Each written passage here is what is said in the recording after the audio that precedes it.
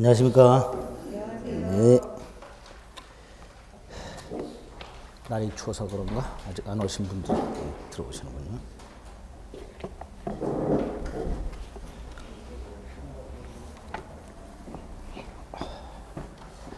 할만하신가요? 네. 한 달 지났는데 네. 벌써 5회차네요. 그렇죠? 5주차. 내년도 시험 일정이 발표가 됐죠. 10월 24일 날 시험을 봅니다. 내년. 네, 11달이 채 안 남았죠. 바지런히 하면 됩니다. 네? 1년에 2번씩? 왜요? 아유, 부담돼서 안 됩니다. 스트레스 받아가지고. 산업인력관계에서 보는 자격증이 무지하게 많기 때문에. 지적이요? 공시요? 누구신데? 강승구? 네, 친구예요. 네, 강승구. 네. 네, 강승구하고 친구예요. 네. 친구 같지 않죠? 네. 네. 아버지 같죠? 네, 친구입니다. 친합니다. 네. 과거 모 학원에서 같이 강의하고 그래서. 나이도 같고 그래서 친구. 나이가 같다고요? 네. 그럼 나이가 같으니까 친구 먹죠. 나이가 많으면 제가 많으면 제가 형이어야 되고 그 친구가 많으면 그 친구가 형이어야 되죠. 네. 달수는 제가 빠릅니다. 그 친구보다. 네. 뭐 그건 이제 그렇다 치고 하여튼 10월 24일 날 시험을 보니까 네. 그러니까 시험 날짜 발표됐으니까 바짝 하시겠다라고 생각합니다. 특히 연말연시에 마음이 뭐 이렇게 참 뭐 이렇게 모임이 없다 하더라도 좀 기분이 좀 붕 뜨고 그렇죠. 뭐 빨간 날도 있고 뭐 크리스마스도 있고 신정 뭐 새해 첫날도 뻘겋고 뭐 하다 보니까 그럴 수가 있습니다. 특히 이제 모임 같은 것들을 본인이 꼭 가야 된다고 생각을 하신 착각하라는 경우가 있는데요. 어떤 모임은 내가 안 가도 그 모임은 잘 굴러갑니다. 저도 경험해봐서 알아요. 그러니까 정말로 내가 참석을 안 하면 욕을 직사게 먹는 모임을 이외에는 가지 말고 민법 공부하세요. 아시겠죠? 네. 자, 오늘 물권 강론, 전세권 할 차례입니다. 그렇죠? 지난 시간에 물권 강론을 시작하면서 점유권, 소유권, 지상권, 지하권 네 가지를 봤습니다. 만만치 않았죠? 점유권은 일단 본권이라는 것과 구별해서 물건을 사실상 지배만 하면 권리로 인정해 주는 게 점유권이다. 그래서 점유할 권리인 본권 유무를 묻지 않는다. 그렇습니다. 다만 이제 이 점유권 관련해서는 첫째로 관념적 점유라는 게 하나 있었어요. 그중에 이제 간접 점유가 어떤 건지 개념을 좀 잡았었고요. 두 번째로 점유 태양이라는 게 있었습니다. 그렇죠? 우리 민법은 물건을 사실상 지배하는 경우 점유권을 인정해 주는 것에서 더 나아가서 그 물건을 어떻게 점유하느냐에 따라서 뭐 소유권 취득과 같은 추가적인 부수적인 효과를 인정해 주고 있다. 그걸 점유 태양이라고 한다. 그랬습니다. 그리고 이제 점유권 취득이 있었고, 이제 점유권 효력과 관련해서 점유자와 회복자와의 관계라는 게 개념이 하나 있었고, 점유 보호 청구권이라는 게 하나 있었습니다. 그쵸? 일단 그 정도가 점유권에서 우리가 나중에 이제 좀 기본서를 통해서 자세히 봐야 될 내용이고요. 소유권은 크게 상린관계라는 거, 소유권을 제한하는 모습 중에 상린관계, 그 중에서 주의토지통행권이라는 권리를 하나 개념을 잡았고요. 두 번째로 소유권 취득과 관련해서 법률 규정에 의한 소유권 취득이 크게 세 가지가 있었습니다. 취득시효라는 놈이 하나 있었고, 무주물, 선점, 유실물, 습득, 매장물 발견이라는 게 한 덩어리가 있었고, 부합, 혼합, 가공이라는 첨부라는 놈이 하나 있었습니다. 그죠? 그 중에서 이제 취득시효 중에서도 부동산 점유 취득시효가 좀 심각하게 문제가 좀 많다. 나중에 그게 이제 사례 형태로 나오게 된다. 그래서 그 부동산 점유 취득시효 관련된 기본적인 사례 형태의 결과를 제가 간단히 설명을 드렸습니다. 그리고 공동소유와 관련된 공유, 합유, 총유 세 가지 개념을 비교를 했었어요. 그렇죠?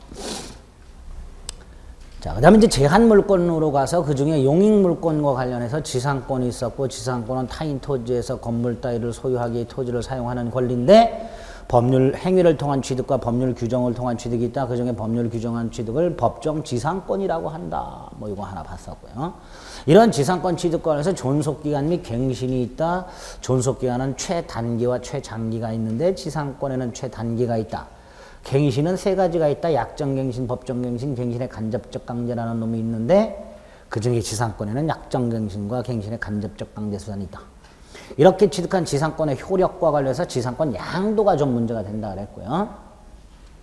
그리고 특수지상권이라고 구분지상권, 분묘기지권, 관습법상의 법정상권 세 가지 개념을 좀 살펴봤습니다.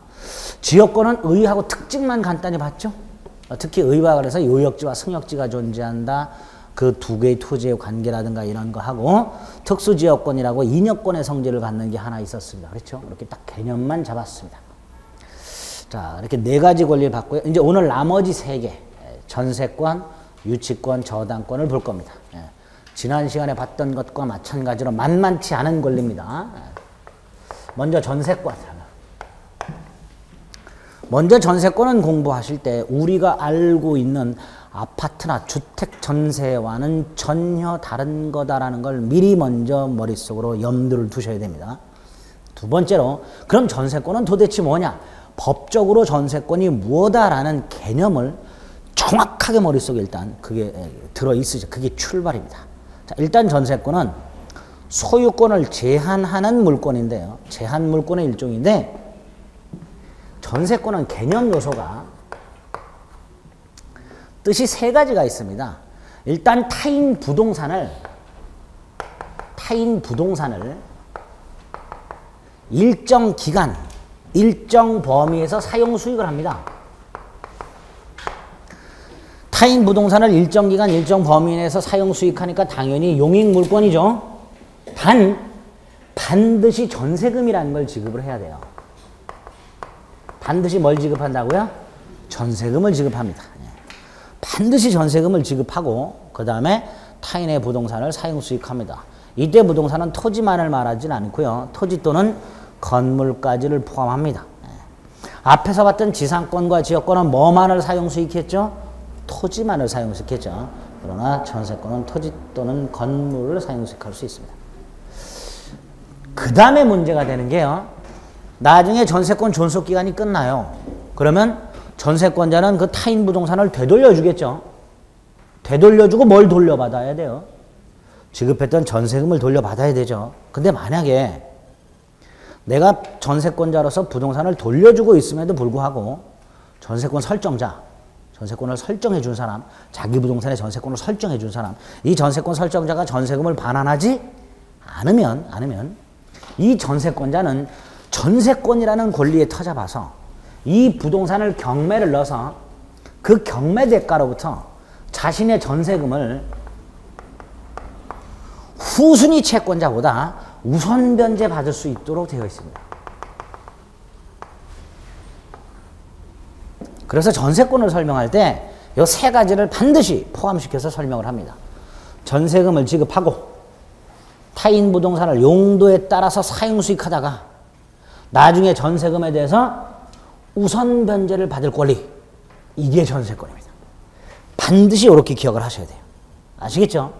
우리 입문서에 보면 전세권의 개념이 지금 안 나와 있어. 안 나와 있는데 일단 전세권의 공부의 첫걸음은 전세권의 개념을 정확하게 머릿속에 넣어둬야 되는 게 전제가 됩니다. 세 가지가 반드시 들어가야 돼요. 전세금을 지급하고 타인 부동산을 사용 수익합니다. 사용 수익할 때 용도에 따라 사용 수익.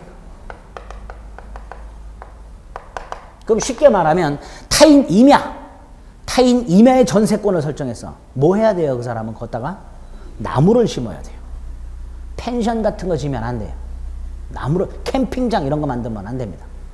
임야는 용도가 뭐예요? 나무 심는 거야. 그러니까 용도에 따라 사용 수익을 합니다. 그리고 나중에 전세금을 우선 변제받는 이런 권리를 전세권이라고 하는데 타인 부동산을 사용 수익하는 권리가 용익물권이죠. 그렇죠? 그 다음에 내가 빌려준 돈을 나중에 채무자가 갚지 않으면 채무자 부동산을 경매를 넣어서 경매 대가로부터 우선 변제받는 권리, 이걸 담보물권이라고 합니다. 무슨 물권?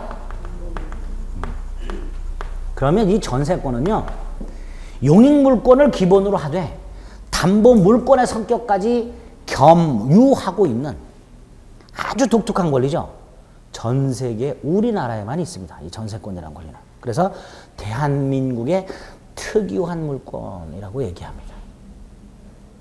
아주 대한민국의 고유한 권리라고 하는데 이런 권리가 전래되었는지는 잘 모르겠어요. 저도 처음 보는 권리. 일본 놈들이 만든 거예요.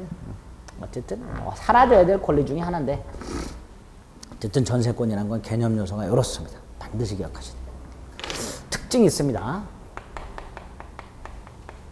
어떤 특징이 있을까요? 일단 뭐 지상권, 지역권과는 달리 건물도 객체로 할 수 있죠. 그리고 부동산을 용도에 따라 사용식한다는 제한이 있죠. 반드시 전세금을 지급하죠. 용익물권의 성격과 담보물권 성격을 다 가지고 있죠. 이런 것들이 전세권의 특징이 되는 거예요. 그 중에서 전세금 지급. 전세권의 가장 큰 특징을 하나 꼽아라. 그럼 일단 전세금 지급이 될 거예요. 다른 물권 어디에도 없습니다. 그럼 이 전세금은 도대체 뭘까? 일단 전세금이란 전세권자가 설정자에게 지급했다가 나중에 반환받는 금전 뭐 이렇게 되겠죠. 개념을 잡으면 전세권자가 설정자에 지급했다가 반환받는 금전을 말하는데 이 왜 줄까가 먼저야. 이 기능이 뭐냐, 기능.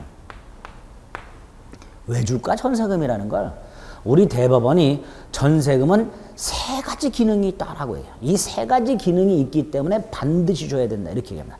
첫 번째 기능이 전세권자가 설정자한테 빌려주는 돈이에요. 전세금은 보통 목돈이죠. 빌려주는 돈이에요. 빌려주는 돈. 전세권자가 이걸 신용수수라고 합니다. 돈을 빌려주는 걸 믿고 빌려주는 걸 뭐라고 한다고요? 신용수수. 네, 신용수수 기능이 있다. 두 번째로 그럼 설정자는 전세금을 받아갖고 은행에 넣어놓겠죠. 이자가 생기죠. 이 이자를 설정자가 전세권자에게 돌려주어요. 전세권 설정자가 그냥 먹어요. 설정자가 그냥 먹죠. 그럼 이 이자가 도대체 뭐냐? 이 전세금에 대한 이자가 사용 대가의 성격이 있습니다. 따라서 전세권자는 따로 목적 부동산 사용 대가를 지급한다 안 한다? 안 해요. 이자 자체가 전세금에 대한 이자 자체가 사용 대가의 성격이 있습니다. 세 번째가요. 전세권자가 타인 부동산을 사용수익하죠. 예컨대 갑소유 건물을 을이 전세권을 설정해서 사용수익을 하다가 을이 잘못해서 건물을 태워 먹었어요. 당연히 전세권자는 손해를 배상해야 되죠. 남의 건물을 태워 먹었으니까 손해배상해야 되죠. 그때 그 손해배상을 전세금에서 충당을 합니다.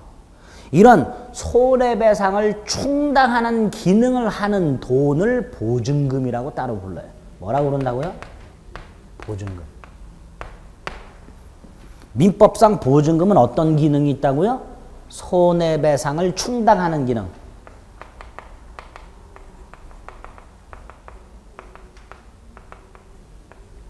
요게 전세금의 기능 세 가지. 나중에 보시겠지만 여러분들이 아파트 전세할 때 온전세가 있고 반전세가 있고 완전 월세가 있고 그렇죠. 자, 온전세나 반전세의 경우에 전세금이라는 걸 주죠. 줘요, 안 줘요? 그거는 민법으로 말하면 전세금이 아니라 딱 뭐예요? 보증금의 기능만 있는 거예요. 아파트나 주택전세는 전세가 아니라 임대차고요.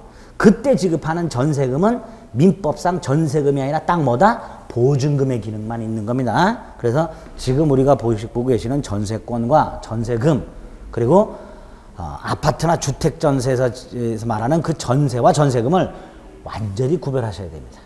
아파트나 주택전세는 임대차고요. 거기서 말하는 전세금은 뭐다? 보증금만을 말하는 거예요. 아시겠죠? 어쨌든 전세권에서 말하는 전세금은 이런 기능을 갖고 있다. 이런 기능을 갖고 있으니까 반드시 지급해야 되는 거예요. 그래서 우리 판례에 의하면 전세금을 지급하지 않기로 하는 특약, 당사자 간에 전세금을 지급하지 않기로 하는 특약을 한 게 있었어요. 이 특약은 무효가 된다. 이렇게. 특약은 뭐가 된다고요? 무효가 된다라고요. 문제가 그럼 전세금을 꼭 줘야 되는데 현실적으로 줘야 되느냐? 현실적으로 반드시 전세금을 건네줘야 되느냐? 그럴 필요는 없고요. 기존 채권으로 지급을 대신할 수도 있다라고 얘기를 합니다. 전세금은 꼭 지급은 해야 되되 반드시 현실적으로 전세금이라는 금전을 주고받을 필요는 없고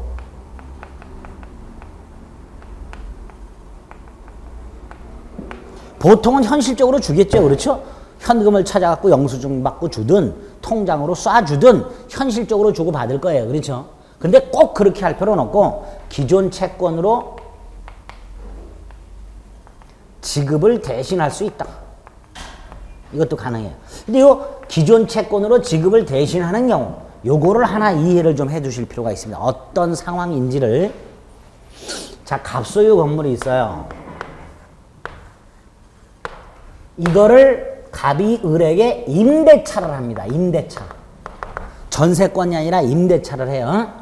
그리고 보증금을 지급을 해요. 1억. 그 다음에 월세라고 보통 부르죠. 월차임. 차임을 300. 월 이렇게 지급하기로 해요. 이때 을은 건물에 대해서 전세권을 갖는 게 아닙니다. 단순한 임대차고요. 얘는 임차권이라는 권리를 가질 뿐이에요. 근데 문제가 하나 생겼습니다. 얘가 다른 데서 돈을 많이 빌려가지고요. 이 경매가 되게 생겼어요. 경매. 건물이 경매가 되면 경락인이 나타나겠죠. 예를 들어서 이게 경매가 돼서 경락을 병이 받았어요. 새로운 소유자죠. 당연히 건물 비워달라고 하겠죠. 을 건물 비워줘야 돼요? 안 비워줘도 돼요? 비워줘야 한다 그랬어요. 제가 물권 총론 처음에 우선적 효력할 때 말씀드렸습니다. 을이 갖는 임차권은 단순한 채권에 불과하고 이 채권은 제3자에게 주장할 수 있는 힘이라는 대항력이라는 게 없다 그랬어요. 따라서 새로운 소유자가 비워달라 그러면 비워줘야 된다 그랬습니다. 그럼 비워주는 건 비워줘요. 문제가 이거 돌려받아야 되죠. 당연히 병한테서 보증금을 돌려받을 수는 없습니다. 이때 이 을이 이 보증금을 요 경매대가로부터 우선 변제를 받을 수 있을까요? 없을까요? 을이. 저 건물이 경매되었을 때 경매법원에다가 나 보증금 1억 있으니까 이거 우선 변제 받게 해주셔. 있을까요? 없을까요? 없어요. 저당권자와 같은 선순위 권리자들이 다 받고 혹시 남는 게 있으면 받을 수는 있을지언정 자기보다 나중에 여기다 저당권을 설정한 사람, 이 사람보다도 먼저 받을 수가 없습니다. 일단 저당권자와 같은 담보물권자들이 먼저 배당을 받고 난 다음에 그 다음에 남는 찌끄레기가 있으면 배당받는 게 일반 채권자들의 운명이에요. 당연히 을은 불안하겠죠. 1억이나 준 상태에서 우선 변제 받고 싶겠죠. 그래서 주택이 경매가 되기 전에 을이 임대차 계약을 하고서 건물을 사용하고 있다가 갑이 여기저기서 돈을 빌려. 을이 불안해요. 그래서 갑을 찾아가가지고 안 되겠다. 나 전세권 등기해달라. 왜? 전세권 등기하면 나중에 뭘 받을 수 있어요? 우선 변제 받을 수 있죠. 그래서 전세권 등기를 해달라고 요구를 했더니 갑이 흔쾌히 알았다고 합니다. 즉 갑과 을 사이에 요 상태에서 전세권 설정 계약을 맺어요. 그 다음에 을의 이름으로 전세권 등기를 해주겠죠? 그렇죠? 근데 전세권 설정 계약을 하고 을의 이름으로 전세권 등기만 했다 하더라도 을이 전세권을 취득할 수가 없습니다. 왜? 전세권을 취득하려면 반드시 뭘 주도록 되어 있어요? 전세금. 얘 전세금 지급해야 되죠. 그런데 이때 전세금을 다시 1억을 갑으로부터 보증금을 1억을 되돌려 받았다가 그 1억을 전세금으로 다시 현실적으로 줘야 되느냐? 그럴 필요가 없지요. 을이 갑한테서 받을 수 있는 보증금 1억 채권 있죠. 그 1억 채권을 뭘로 대체? 이 채권을 뭘로 대체? 전세금으로 대체할 수 있다라는 거예요. 우리 판례가. 그래서 전세금은 꼭 줘야 되지만 현실적으로 주고받을 필요는 없고 이렇게 기존 채권으로 전세금 지급을 대신할 수 있다. 이렇게 얘기하게 됩니다. 주로 임대차 계약 상태에서 전세권 계약을 따로 한 경우 기존에 지급했던 보증금을 뭘로 대체한다? 전세금 지급으로 대체하게 됩니다. 이런 게 있을 수 있게 됩니다. 자, 일단 취득과 관련해서 이렇게 의의에 보면 215페이지에 보면 전세권 설정 계약과 등기가 필요하고 전세금 꼭 줘야 된다라고 돼 있죠. 그 중에서 양가로 2번 기존 채권으로 전세금 지급을 대신할 수 있다라고 되어 있습니다. 자, 일단 전세권과 전세권의 특징 중에 전세금이라는 걸 간단히 이해를 해봤습니다. 이런 게 있구나. 세 번째로요. 전세권을 취득하는 경우. 자, 취득 원인. 두 가지가 있죠. 법률 행위에 의한 취득과 법률 규정에 의한 취득 두 가지가 있을 수 있죠. 그렇죠? 지상권은 법률 규정에 의한 취득이 중요하다 그랬습니다. 반면에 전세권은요. 법률 행위에 의한 취득이 대단히 중요해요. 대부분 이걸로 취득을 해요. 근데 법률 행위를 통해서 취득한다는 건 무슨 뜻이죠? 계약. 아까 말씀드렸듯이 법률 행위로 전세권을 취득하려면 여기 있으면 되는 거예요. 토지 또는 건물 소유자와 전세권을 취득하고자 하는 자 사이에 뭘 하고? 전세권 설정 계약을 하고 그 다음에 뭘 지급하고?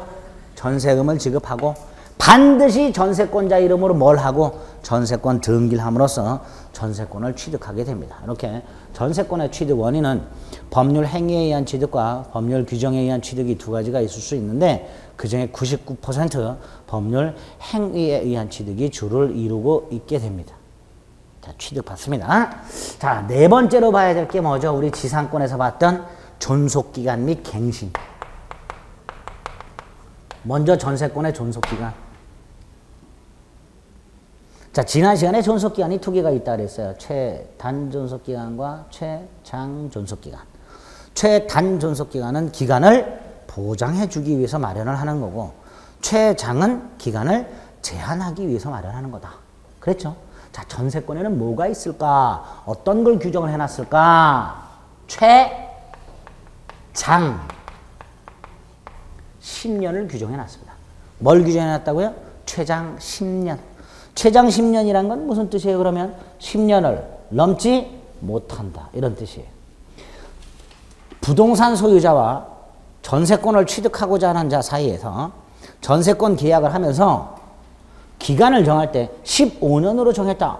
그러면 10년으로 단축시켜 버립니다. 10년을 넘지 못한다. 기간을 보장하는 거예요? 기간을 제한하는 거예요? 기간을 제한하는 겁니다. 10년을 넘을 수 없다. 자, 이때 기간을 만약에 약정을 안 하면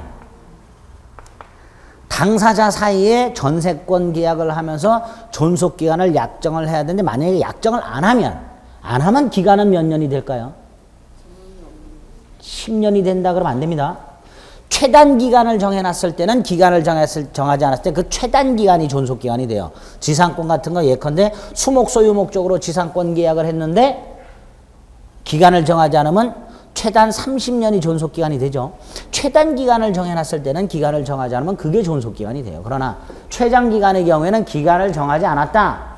요게 존속기간이 되는 것이 아닙니다. 기간에 정함이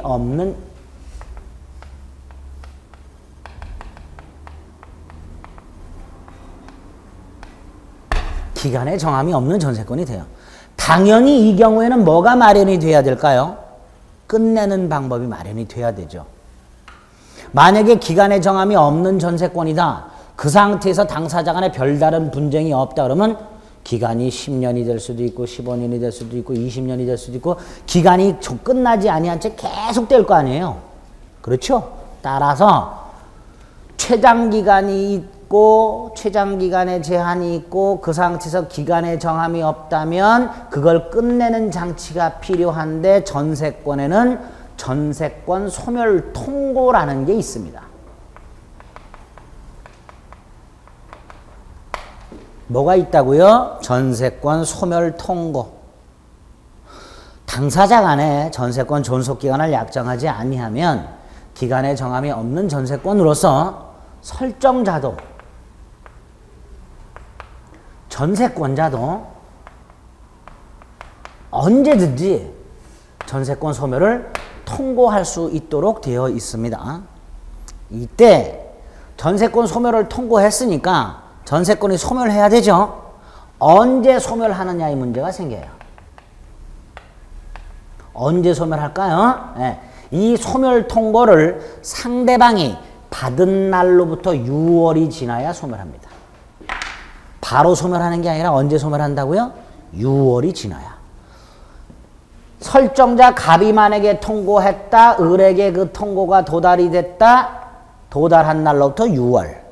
반대로 전세권자가 소멸 통고했다. 그게 갑에게 설정자에게 도달한 날로부터 6월.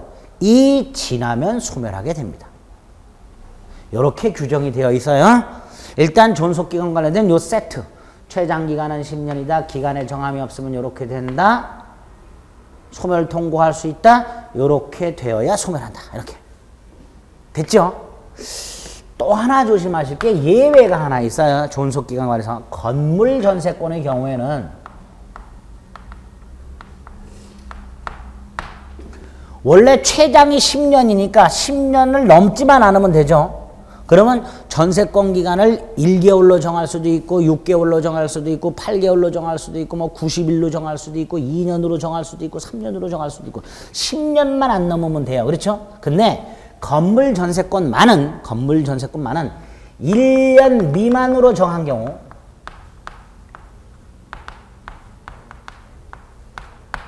(1년으로) 본다. 건물 전세권의 존속기간만은 1년 미만으로 정했을 때 몇 년으로 본다? 1년으로 본다. 그럼 이거 무슨 뜻이에요? 건물 전세권은 최소 몇 년은 보장해 주겠다. 1년은 보장해 주겠다. 이런 뜻이에요. 그렇죠? 조심하실 것은요. 건물 전세권의 기간을 약정하지 않은 경우에요. 기간을 약정하지 않으면 1년일까요? 아니에요. 조문을 나중에 기본서 나오면 조문을 잘 봐셔야 되는데 보통은 주택임대차나 상가건물 임대차에 가면 이렇게 되어 있어요. 주택임대차 기간을 정하지 않거나 2년 미만으로 정하면 2년으로 본다. 상가건물 임대차 기간을 정하지 않거나 1년 미만으로 정했을 땐 1년으로 본다. 이렇게 규정이 되어 있어요. 그럼 건물 전세권도 건물 전세권의 기간을 정하지 않거나 1년 미만으로 정했을 땐 1년으로 본다라고 해야 되죠? 아니에요. 건물 전세권은 요거만 있어. 1년 미만으로 정했을 때만 몇 년으로 보고 1년으로 보고 기간을 약정하지 않았을 때는 이걸로 가는 거예요. 이거. 언제든지 뭐 할 수 있다. 소멸 통고로 가요. 1년으로 본다 그러면 큰일 나요. 건물 전세권의 존속기간을 정하지 않으면 뭐다? 언제든지 소멸 통고할 수 있다. 즉 기간에 정함이 없는 전세권이에요.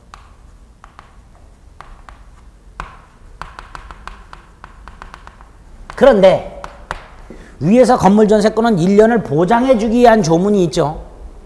에? 그래서 이렇게 해석은 해요.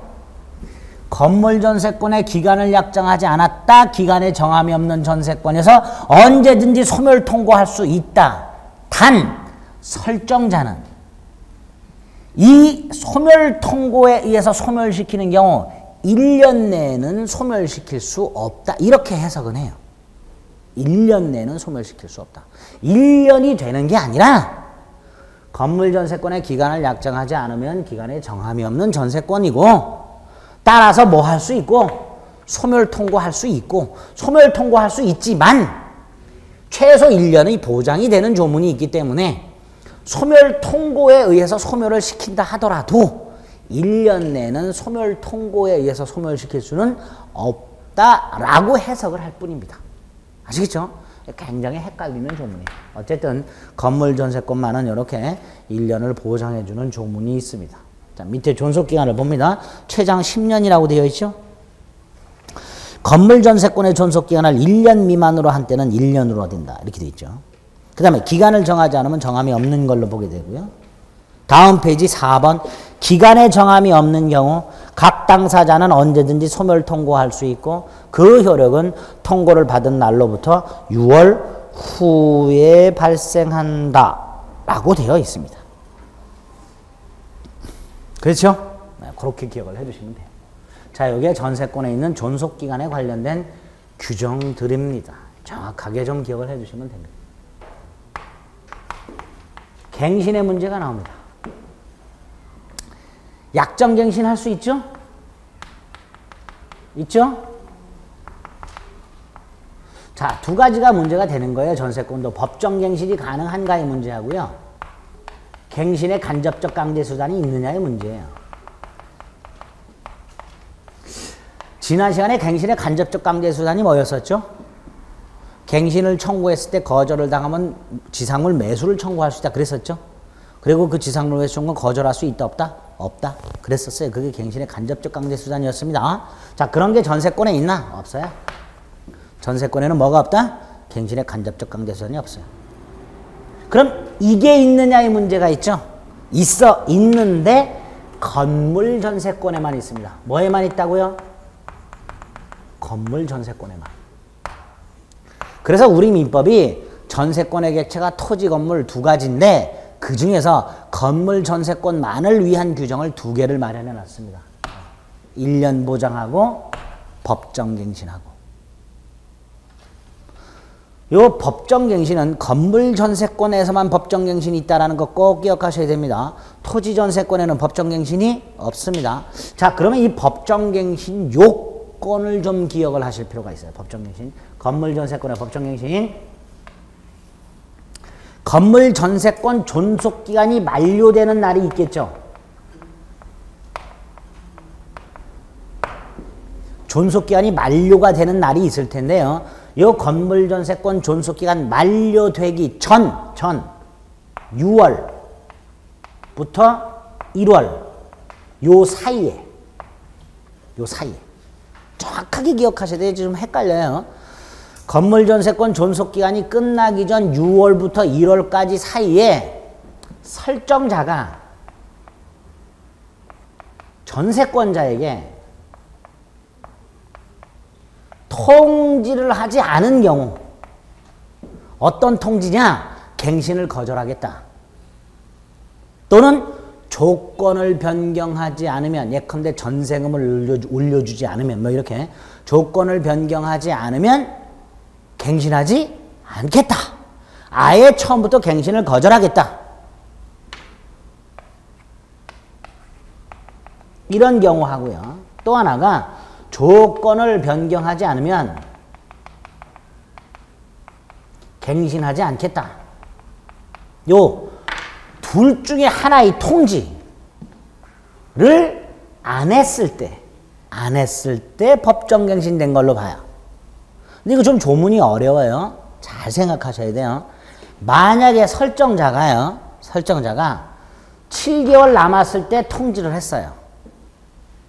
나가달라. 그럴 수 있죠. 예? 그리고 7개월 남았을 때 한번 나가달라고 통지를 하고 해외여행을 6개월을 갔어요. 그래서 요 사이에는 통지를 못하고 갔다 와가지고 매일 나가라고 통지를 했어요. 법정갱신 될까요? 안 될까요? 잘 생각하세요. 잘 생각하셔야 돼. 예? 이걸 이해해야 돼. 그래야 법정갱신 조문의 구조가 머릿속에 들어와. 이걸 이해해야 돼. 설정자가 7개월쯤 남았을 때 통지를 했어요. 나가달라. 그런데 요 사이에는 해외여행 가느라고 못했고요. 갔다 와서 요때 통지를 또 했어요. 법정갱신 돼요? 안 돼요?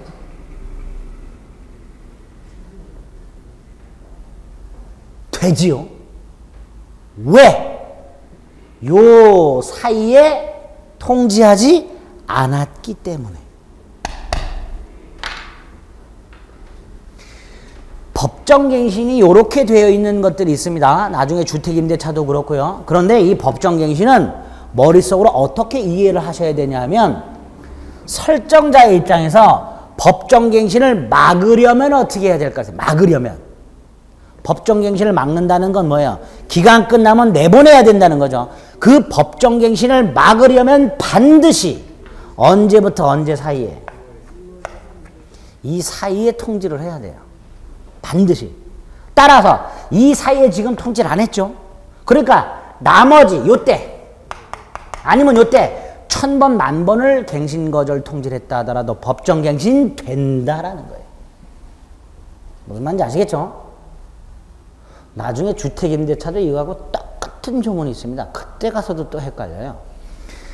요렇게 조문이 언제부터 언제까지 통지하지 아니하면 갱신이 된 것으로 본다라는 법정갱신 조문이 있을 때는 항상 머릿속으로 법정갱신을 막으려면 어떻게 해야 될까를 생각하세요. 막으려면. 자, 건물전세권의 법정갱신을 막으려면 설정자는 반드시 요 사이에 통지해야 한다. 따라서 반대로 요 사이에 통지하지 않았다면 아무리 다른 시기에 수십 번을 통지했다 하더라도 법정갱신 된다라고 생각하셔야 돼요.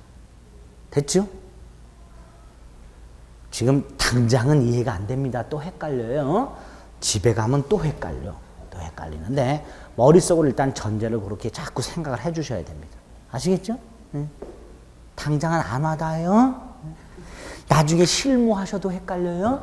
저한테 전화 많이 와요. 법정갱신 된 건가요? 안 된 건가요? 이렇게 많이 오는데 어쨌든 일단 조문은 이렇게 되어 있다는 거 하나 확인하시고요. 두 번째로 법정갱신이 되면요. 법정갱신이 되면 그 조건은 전 전세권하고 똑같아요.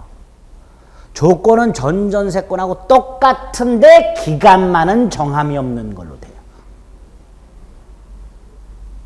건물전세권이 법정갱신이 되면 뭐 전세금이라든가 어떻게 사용하는 거 뭐 이런 것들 계약 내용은 전 전세권하고 똑같은데 뭐만은 기간만은 정함이 없는 걸로 돼요. 그러면 이렇게 되겠죠. 건물전세권이 법정갱신 되면 당사자는 언제든지 뭐 할 수 있다. 소멸 통고할 수 있다. 단 1년이 보장이 돼야 되니까 법정갱신되고 난 다음에 1년 내는 소멸 통고에 의해서 소멸시킬 수 없다. 이렇게까지 연결이 됩니다. 그건 이제 나중에 보고요. 일단 법정갱신이 어떤 건가? 두 번째로 법정갱신이 되면 다른 것은 다 전전세권과 동일한 조건이 돼 뭐만은 정함이 없는 걸로 기간만은 정함이 없는 걸로 본다. 이걸 기억하시면 됩니다. 그게 맨 위에 양가로 3번에 있습니다. 216페이지 맨 위에 기간 만료 6월부터 1월까지 아무런 통지가 없을 때 전세금은 아니고요. 전세권은입니다. 오타입니다. 216페이지 맨 위에 오타가 하나 있습니다. 기간 만료 6월부터 1월 전까지 아무런 통지가 없을 때 전세권은 전세금이 아니라 전세권은 전과 동일한 조건으로 연장된 것으로 본다. 단 존속기간은 정함이 없는 것으로 본다. 됐죠? 자, 일단 이렇게 전세권의 의, 특징, 취득, 존속기간, 갱신. 조문 내용만 지금 본 거예요. 간단히. 아, 이런 게 전세권이구나. 됐죠? 자, 이렇게 취득한 전세권의 효력. 나중에 자세히 봅니다. 전세권의 효력은. 일단 가장 기본적인 게 타인 부동산을 용도에 따라 사용 수익하죠? 가장 기본적인 효력이 될 거예요. 두 번째로 물권이죠?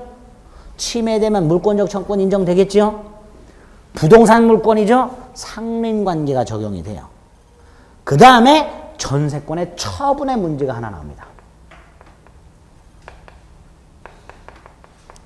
요것만 좀 이해를 해 주시면 돼요. 전세권의 처분. 자, 갑소유 건물이 있고요.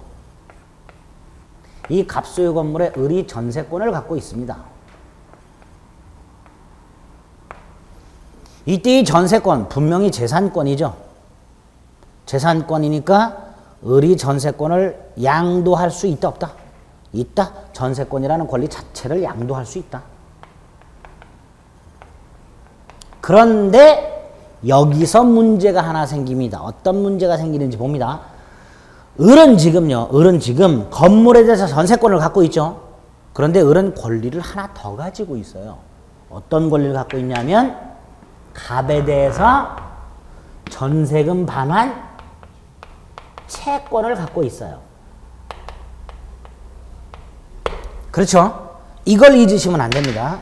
이걸 잊으시면 안 돼요.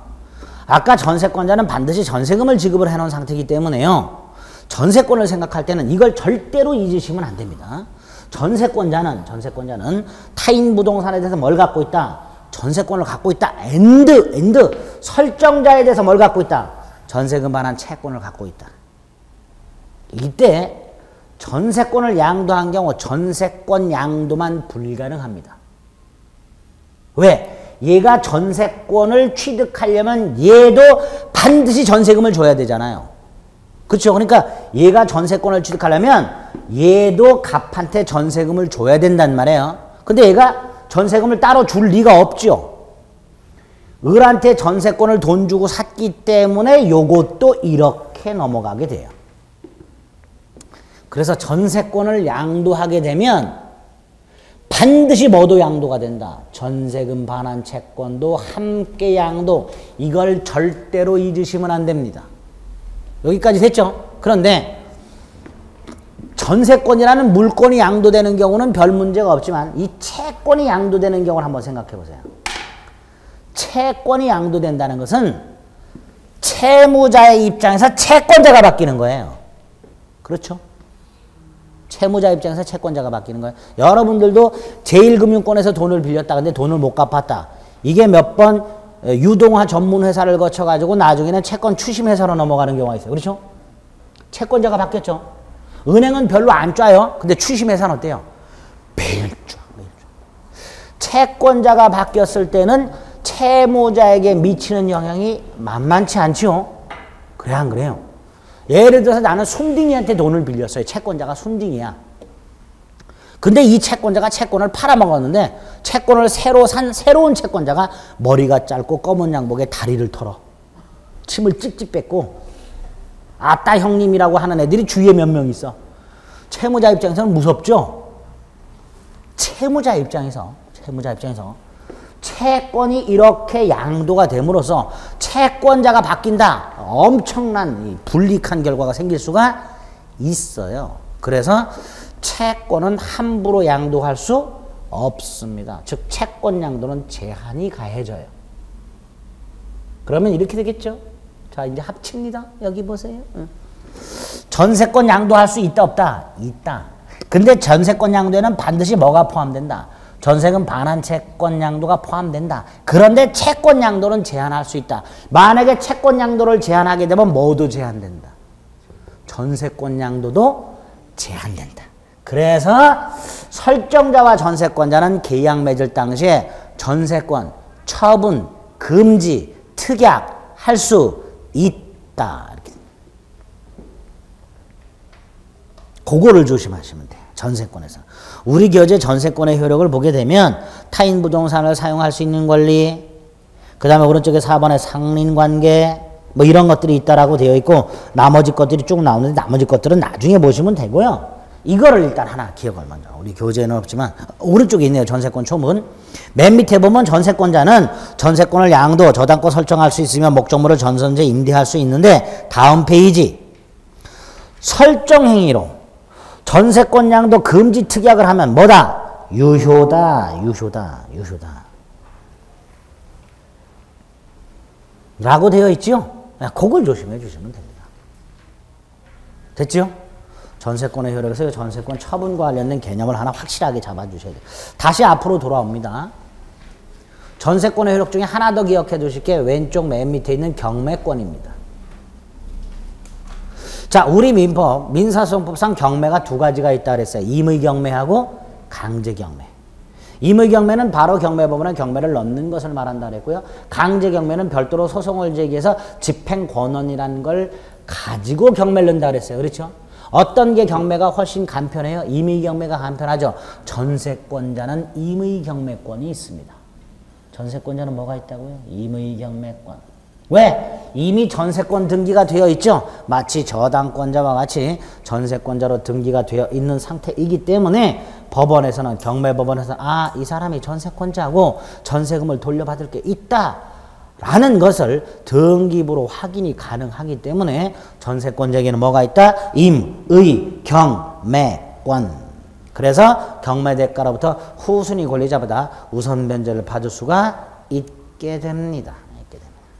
일단 전세권의 효력과 관련해서는 타인 부동산 사용 수익권, 전세금에 대한 우선 변제를 받을 수 있다. 그러기 위해서 목적물을 임의 경매할 수 있다. 상린관계 적용되고 물권이니까 물권적 청권 인정된다.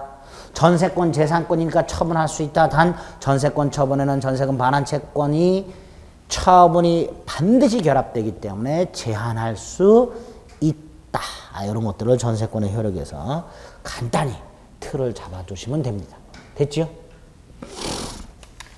자, 이제 마지막으로 보실게요. 전세권의 소멸이 있습니다. 그 전세권 소멸 바로 위에 보면요. 전전세라는 게 있어요. 자, 이 전전세 많이 들어보셨죠?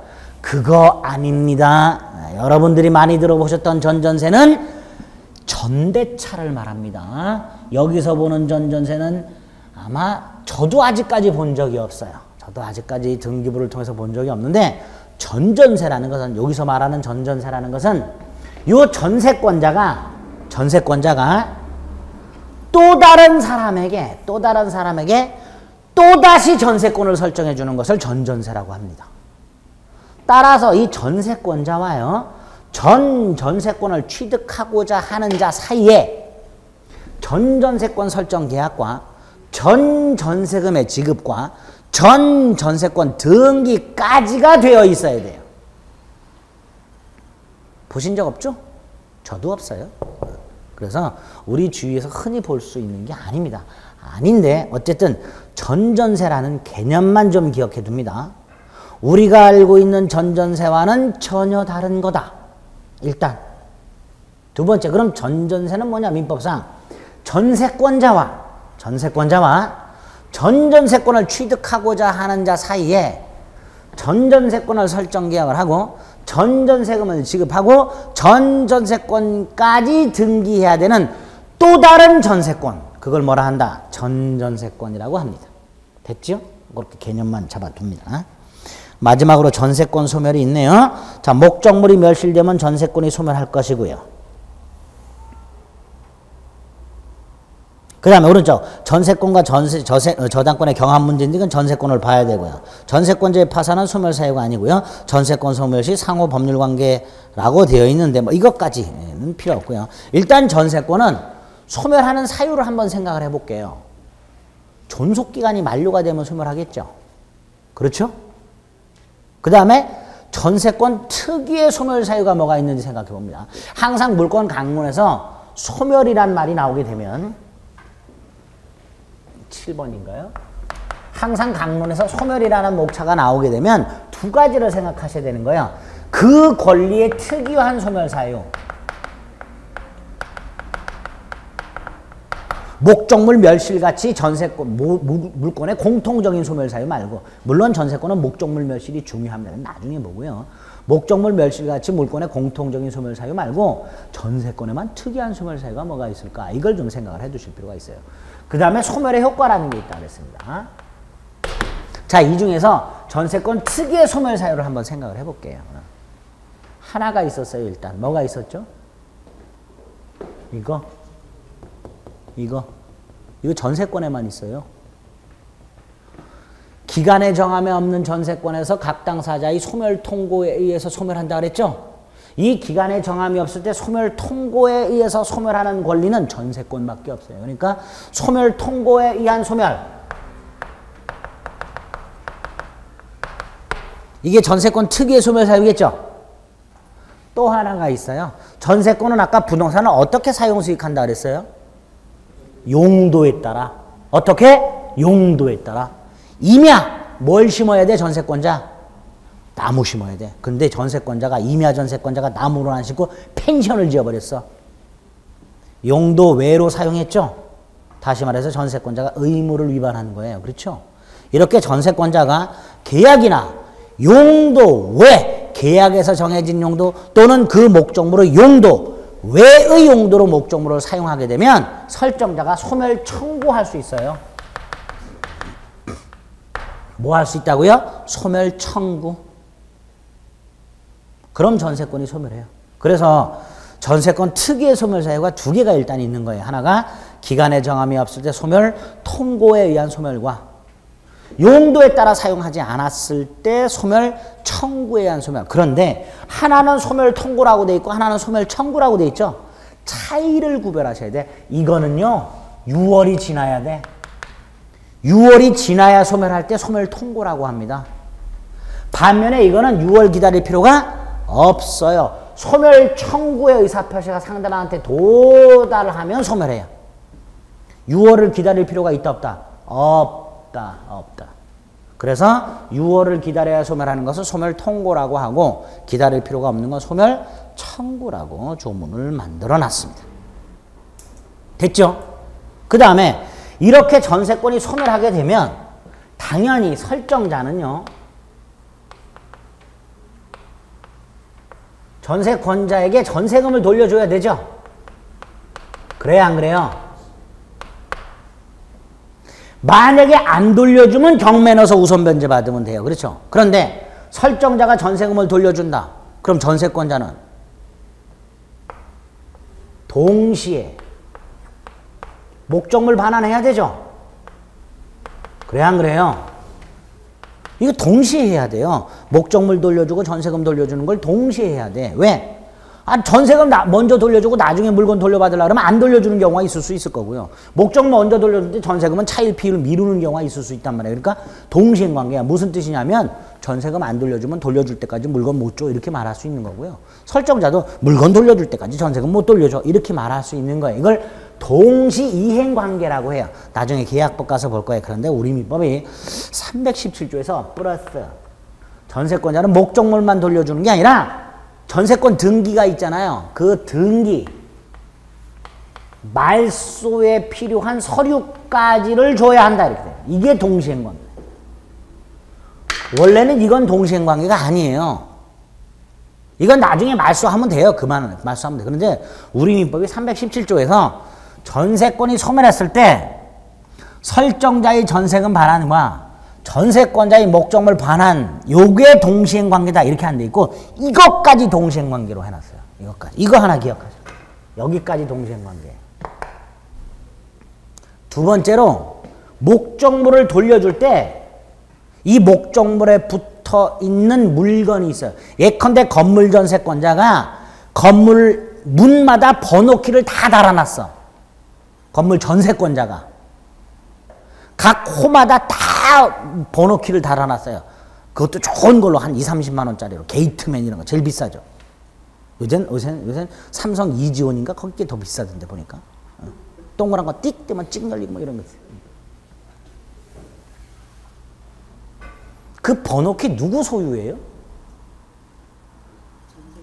전세권자 거죠. 나중에 띄어가야 되죠. 이런 걸 부속물이라고 해요. 당연히 이거 수거해야 되죠. 목적물에 있는 전세권자 소유물을 수거해야 돼요. 그래서 목적물을 원상에 회복을 해야 돼요. 그쵸? 그리고 목적물을 돌려줘야 될 거 아니에요. 예? 이게 원칙인데 여기서 요 부속물 설정자가요. 전세권자에게 팔아. 이렇게 할 수 있어요. 이게 부속물 매수 청구예요.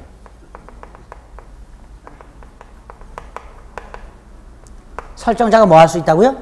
팔아라. 그럼 팔아야 돼요. 전세권자의 동의 승낙 따위 필요 없어요. 그냥 팔아야 돼. 무조건 팔아야 돼. 네. 열받죠? 얘도 사라 할 수 있어요.